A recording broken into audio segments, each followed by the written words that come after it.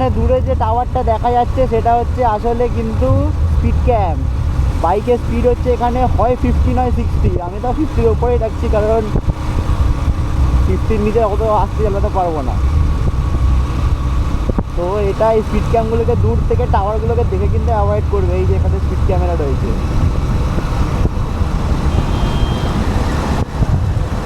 এই যে speed camera, এই যে ক্যামেরা।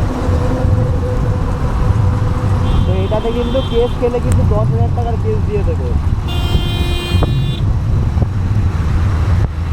আর যদি 10,000 টাকার কেস কোনোভাবে খেয়ে যাও, নিজের লাইসেন্স কার্ডে যদি মেল করে দাও, তাহলে কেসটা 2,000 টাকার হয়ে যাবে।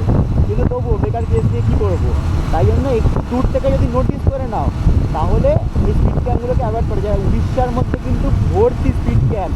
হাইওয়ে হচ্ছে পুরো জলের মতো, তুমি আরামসে যেতে পারবে অনেক জোরে, কিন্তু এই স্পিড ক্যাম্প লাগিয়ে রেখেছে। এখানে 2 হুইলারের স্পিড